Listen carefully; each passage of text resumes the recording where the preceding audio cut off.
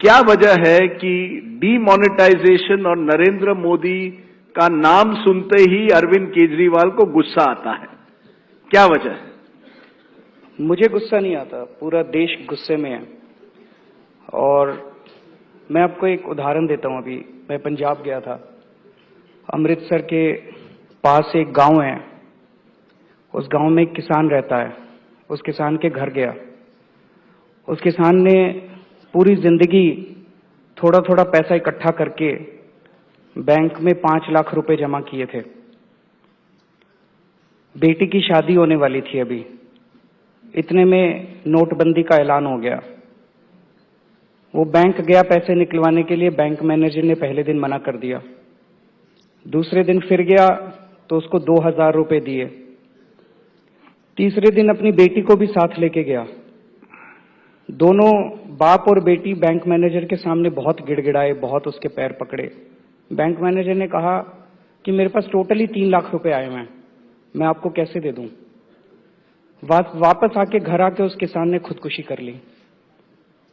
मैं ये जानना चाहता हूं कि उस किसान ने कौन सा काला धन कमाया था। उसके 5 लाख रुपए पूरी जिंदगी की उसकी सेविंग्स थी। 84 लोग या तो आत्महत्या, उनकी मौत हो चुकी है नोटबंदी की वजह से, या तो आत्महत्या कर चुके हैं, हार्ट अटैक हो चुके हैं, किस्म किस्म के। कौन जिम्मेदार है इसका? और जो 4 कारण बताए गए थे जब प्रधानमंत्री जी ने 8 नवंबर को नोटबंदी का ऐलान किया था, इससे भ्रष्टाचार दूर होगा, इससे काला धन दूर होगा, इससे आतंक के पैसे में कमी आएगी, नकली नोट बंद होंगे। आज वो चारों ही गलत साबित हो गए। भ्रष्टाचार भी कम नहीं हुआ। पहले 1000 के नोट में होता था, अब और ज्यादा सहूलियत हो गई। अब तो 2-2 हजार के नोट में पहले एक आदमी को 1 लाख की रिश्वत देने के लिए 100 नोट ले जाने पड़ते थे, 85 नोट ले जाने पड़ते हैं। काला धन भी कम नहीं हुआ। उल्टे मुझे लगता है पिछले 20-25 दिन में जितनी कालाबाजारी देश के अंदर बढ़ी है उसका कोई हिसाब ही नहीं है। हर चीज की कालाबाजारी, डॉलर की कालाबाजारी हो रही है, सोने की कालाबाजारी हो रही है, 2000 के नोटों की कालाबाजारी हो रही है। इतनी कालाबाजारी हो गई है, काला धन भी कम नहीं हुआ। कह रहे थे आतंक का पैसा कम होगा, आतंकवादियों के पास भी 2000 का नोट ऑलरेडी पहले ही पहुंच गया। आपके पास, आपकी जेब में 2000 का नोट नहीं होगा, आतंकवादियों के पास ऑलरेडी पहुंच गया, पकड़े जा रहे हैं वो। कह रहे थे नकली नोट बंद होंगे।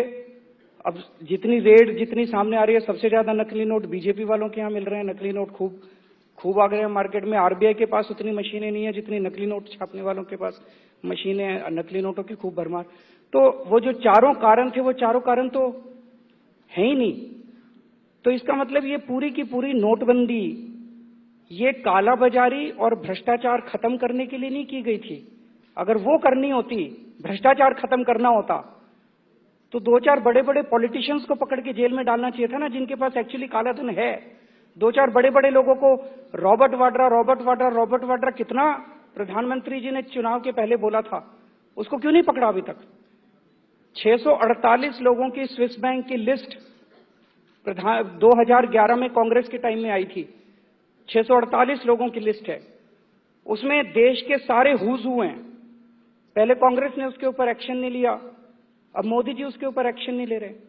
उन 648 लोगों के बैंक अकाउंट नंबर वगैरह सब कुछ है प्रधानमंत्री जी के पास, उनके पास फाइल है। उनके ऊपर एक्शन लें, उनके ऊपर एक्शन नहीं लेते।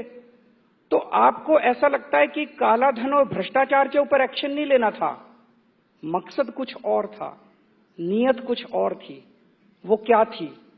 वो अब धीरे धीरे लोग पूछने लगे हैं कि इस पूरी की पूरी नोटबंदी का मकसद क्या था। वो समझना बहुत जरूरी है। जो सामने डेटा सामने आ रहा है कि 8 लाख करोड़ रुपए के बैंकों के अंदर स्ट्रेस्ड एसेट्स थे। बड़ी बड़ी कंपनियों ने, इस देश के अरबपतियों ने, इस देश के अमीरों ने बैंकों से लोन लिया।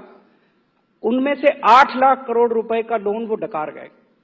सीएजी की एक स्पीच है 3 महीने पहले, जिसमें उन्होंने कहा कि इसमें से 50% विदेशों में चला गया है और 50% फ्रॉड करके लिया गया है, ये वापस नहीं आने वाला।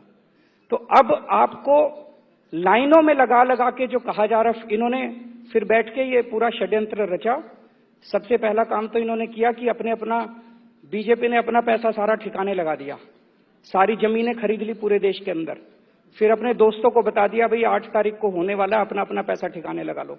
उन्होंने भी अपना पैसा ठिकाने लगा लिया और फिर 8 तारीख को नोटबंदी का ऐलान कर दिया। अब सारी जनता लाइनों में खड़ी है और जो लाइनों में जनता खड़ी है वो पैसे जमा करा रहे हैं।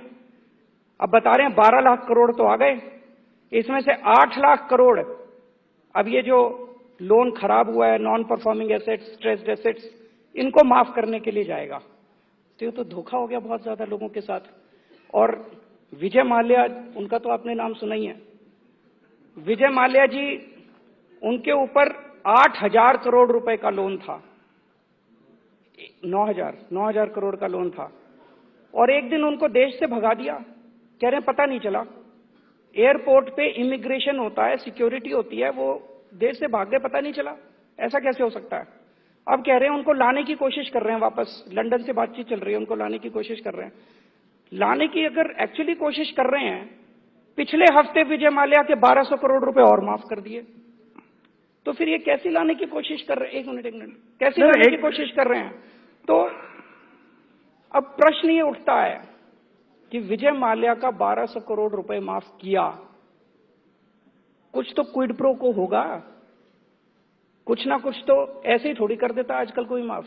विजय माल्या के लोन्स माफ नहीं हुए हैं, राइट ऑफ हुए हैं, वो एक अकाउंट से दूसरे अकाउंट में गए हैं। सरकार ने साफ कहा ये पार्लियामेंट में कि वो लोन्स माफ नहीं हुए हैं, वो केवल बैंकिंग सिस्टम में एक अकाउंट से दूसरे अकाउंट, राइट ऑफ अभी तक नहीं हुए। एक पॉइंट पे आते हैं, हमें आता एक मिनट, एक पॉइंट पे आते हैं। आपने विजय माल्या का मामला उठाया, मैं और 2 मामले पहले मैंने सोचा कि आपको मैं पूरा कर लूं, मैं थोड़ा नहीं, आपको मैं पूरा करने दूंगा, क्योंकि आपने किसी व्यक्ति के बारे में कुछ कहा, इसलिए मुझे लगा कि मुझे रिस्पॉन्स करना चाहिए। आप बताइए। विजय माल्या का आपने कहा कि एक एंट्री करी है, लोन माफ नहीं किया है। मेरा मोदी जी से निवेदन है कि इस देश के सारे किसानों की भी वही एंट्री कर दो जो एंट्री आपने इनकी करी है। इस देश में जितने लोगों ने कार का लोन ले रखा है, एक किश्त अगर कार के लोन की वो हो जाए, बाउंसर भेज देते हैं। मैं पूछना चाहता हूं विजय माल्या के पास कितनी बार बाउंसर भेजे थे? आप जितने लोगों ने कार के लोन ले रखे हैं सबकी यही वाली एंट्री कर दो जो आप एंट्री कह रहे हो। मेरे को तो समझ नहीं आता है वेविंग होता है कि राइट ऑफ होता है। नहीं, यही वाली एंट्री, आप इंडियन रेवेन्यू सर्विस और टैक्स ऑफिसर रहे हो, आप जानते हो एंट्री क्या होती है और क्या राइट ऑफ होता है। इसीलिए मैं बोल रहा हूं, बेवकूफ बना रहे हैं वो हमको। यही वाली एंट्री किसानों की कर दो, जिन्होंने घरों के लोन ले रखे हैं, बेचारों ने, छोटे छोटे आदमी, मिडिल क्लास के लोग घर बनाने के लिए लोन लेते हैं, उनकी सबकी यही वाली एंट्री कर दो जो एंट्री आपने विजय माल्या की करी है। उनके लिए तो बाउंसर जाते हैं और विजय माल्या के लिए हवाई जहाज जाता है उनको लंदन छोड़ने के लिए, तो ये नहीं चलेगा। तो एक मन में प्रश्न उठता है